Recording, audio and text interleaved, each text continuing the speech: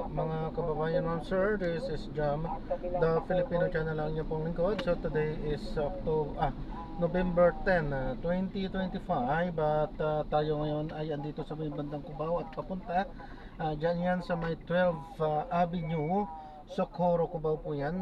At dadalhin po natin sa may Manila Philippines Administration Office Complex sa may Temple Drive, Boogong Norte, Quezon City po yan. Okay, so magbabalik po tayo mamayang konti.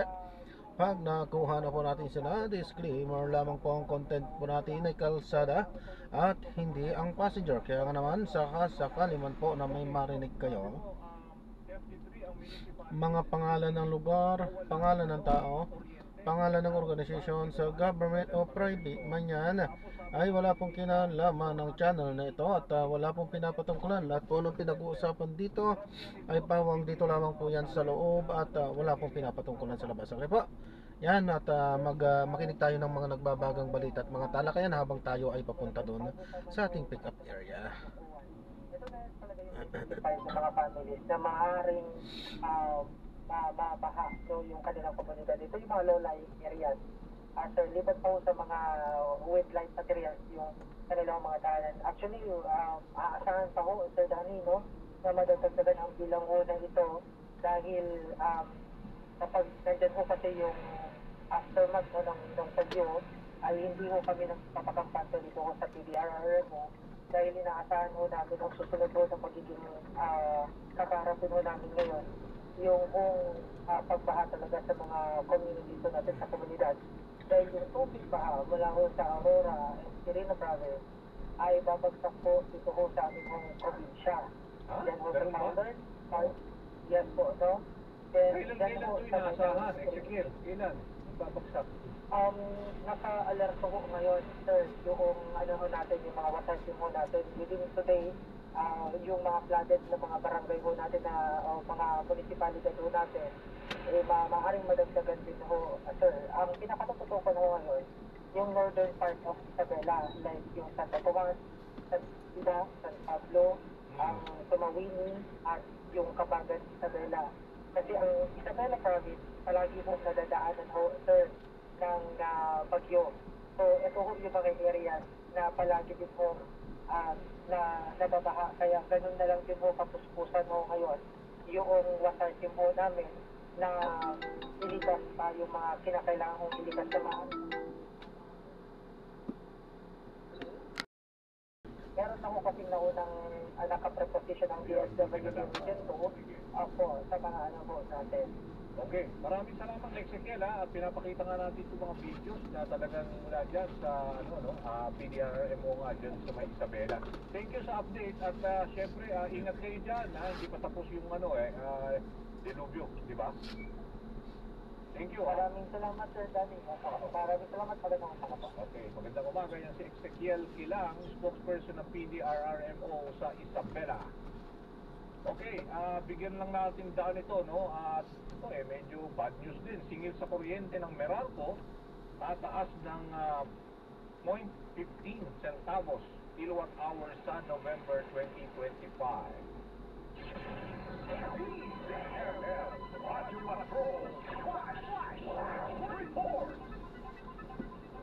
So ayan ho ang sabi ng Meralco, 15 centavos per kilowatt hour beginning dito sa November 2025 billing. Ito ay dahil sa pagsipa ng transmission charge at dagdag na fee dyan sa in-tariff o ibaling tarifa. So bali ito ang katumpas niya, no? Para sa ating mga nakikinig ng mga televiewers, yung 200 kilowatt hour ay bali 30 pesos yung idadagdag. Yung 300 kilowatt hour na konsumo ay bali 46 pesos. Sa 400 kilowatt hour na konsumo, 61 pesos. At sa 500 kilowatt hour, 76 pesos ang idadagdag. So medyo ano ho tayo brace yourself again for this hindi good news ho ito para dito sa pagtaas ng kuryente ng Meralco.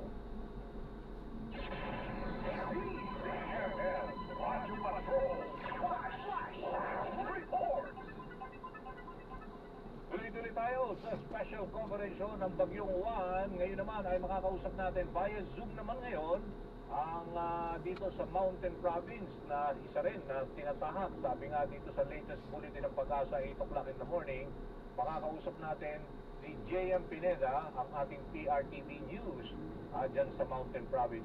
JM, good morning sa programang Kabayan dito sa special coverage natin sa dito sa Bagyong Juan. Good morning, Danny. At sa ngayon nga ay patuloy pa rin ang monitoring ng PDRMO ng Mountain Province dito sa kanilang lugar. Kagabi nga ay pinaramdam itong Bagyong Juan ang kanyang lakas at syempre kasama dyan yung ulan at lakas ng hangin. Kagabi nga ay naranasan natin mismo nang nag-ikot tayo dito sa Mountain Province, particular na dito sa Bontoc, ay may ilang nakita tayo, mga trapal na lumilipad, mga sanga na nakakalat sa daan, at yung ilan nga ay talaga na mga hindi na madadaanan. Kanina nga ay nagsagawa rin ng clearing operation itong PDRMO, pati na rin yung ilang kapulisan dito sa Mountain Province, dito sa mga lugar na may mga nakakalat at na mga sanga at mga ilang mga lupa sa kalsada. At kanina nga, Dani, ay as of 9 a.m. ay sabi ng PDRMO, may ilang mga kalsada ang sarado na dito sa Mountain Province, lalo na yung papunta doon sa Bontoc, Baguio Road. So yan, yung mga nangyari daw dyan na landslide. Dito naman sa pumunta sa Kalinga ay may mga tumumbang poste at may ilan din daw na mga puno na nagsitumbahan. Papunta naman dito sa Banawe, dito sa may likuran natin, ay ito yung papuntang Banawe. Meron daw dyan ilang mga rock slide na nangyari at landslide. At ngayon nga ay Dani ay binomonitor rin nila yung Cebu River. Kaninang madaling araw ay umabot nga ito sa orange rainfall, orange alert, kung saan medyo delikado na daw ito sa mga residenteng nakatira na malapit doon sa area ng Cebu River. Pero sa ngayon ay binaba na nga ito sa normal alert level. At meron pa rin naman daw, meron pa rin binabantayan ng Mountain Province na 5 ilog pa. Ito yung 2 ilog sa Paraceli, sa bayan ng Paraceli, na madalas daw binabaha dahil yun yung nasa eastern part ng Mountain Province. Ito yung unang tinamaan ng Bagyong Juan kagabi at dito unang nagpaulan at nagbigay ng malakas na hangin ng Bagyong Juan. Kaya minomonitor nila ito hanggang ngayon at nasa alert level nga ang mga ilog na ito. Dahil Bali, JM, sa mga oras na to, kamusta na yung lagay ng panahon dyan? Tingin mo ba, tapos na yung the worst is over na dyan? At medyo maganda yung background mo sa likod wala nang pag-ulan o may hangin pa?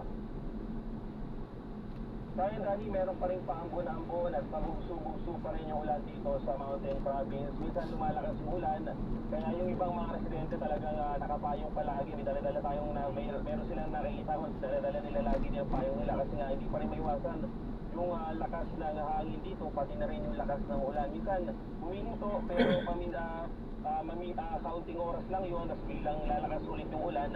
Kaya medyo nagmumonitor pa rin talaga ang PDRMO sa mga posibleng pang mangyari dito. Yung Cebu River na dito sa likod natin, yun, Dani, medyo malakas pa yung alon hanggang ngayon at delikado pa rin talaga. Kaya kanina ay yung ilang mga kapulisan natin na abutan natin dito, nagbibigay pa rin sila ng babala doon sa mga residente na malapit doon sa ilog na sana'y huwag nang lumapit doon sa mismong ragasan ng tubig dahil napakadelikado pa rin hanggang ngayon. Dani. Okay, so bali, meron pang dyan, kuryente, JM? Dahil actually hanggang sa ngayon wala pa rin kuryente, kahit doon sa tinutuluyan namin kanina ay wala pa rin kuryente. Pero ang ginawa nung hotel na pinag-tiyan namin kagabi ay naglagay na lang ng generator para magkaroon ng ilaw doon sa kanilang lugar. Pero sa malaking bahagi ng Mountain Province, actually halos lahat ng bahagi ng Mountain Province wala pa rin ilaw hanggang ngayon dahil pa rin doon sa mga nagtumbahang poste dito sa ilang mga lugar. Kaya siguro mga bandang alas 10 kagabi nagsimula ng patayin yung ilaw dahil malakas na yung hangin, bandang alas 10 pa lang kagabi.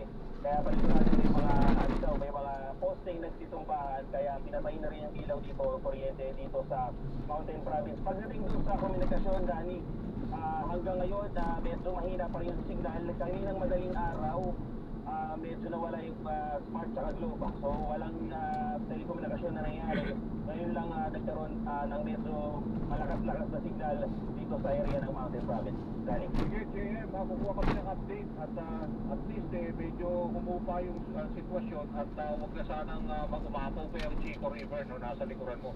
Maraming salamat, JM. Yan, salamat Dani. Ako si JM Pineda ng PRTV News. Nagsaservisyo para sa Pilipino.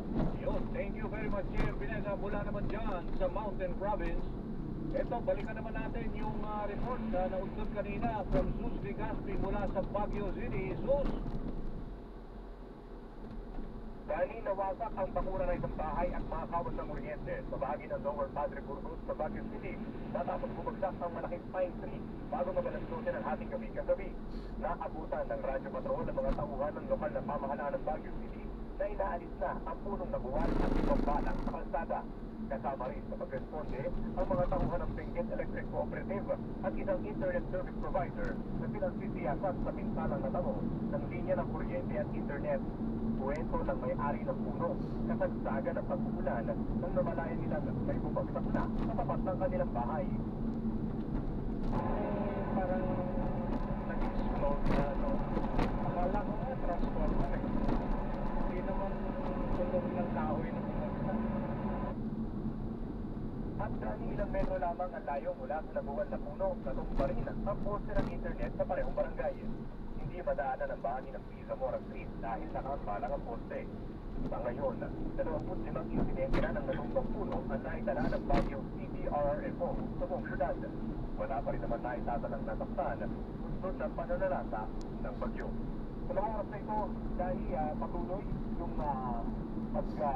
pagtugtog ng buhos ng ulan, umaambon, kumbaga, sige na ito, tapos biglang lalakas, tapos babalik sa pagiging mahina pag-ambon na lamang. Pero kahit pa ambon lamang ito, ay nararamdaman pa rin natin yung malakas din na bukso ng hangin. Kung kaya't kapag ka naglalakad ka sa kalsada, ay talagang mababasa ka dahil hindi na kinakaya ng payong yung lakas niya ng hangin. At yan ang balitang kumpirmado, sigurado. Ito ang Radyo Patrol, yung Legaspi, DZMM. Maraming salamat, Zeus Legaspi. Update mula sa Baguio City. Okay, tuloy-tuloy tayo. Ito naman ang ating kasama na nasa Cebu. Mag-anak na namatay sa pananalasa ng bagyong Tino sa Cebu City, ililibing na ngayong araw. Yan naman ang balitang kumpirmado. Sigurado mula kay Christian. Ingat po ma'am, God bless po. Yes, Dani, magandang umaga. Alam mo, para Double check ma'am, baka may maiwan. kayong dahil Sa po, dito. ako dito sa Barangay Makayan kung saan ginanawag ngayon sa Ayan, so i-drop na natin siya. Maraming salamat po sa panonood. at Retinol. Hanggang sa muli po. Ingat at God bless. Paalam po.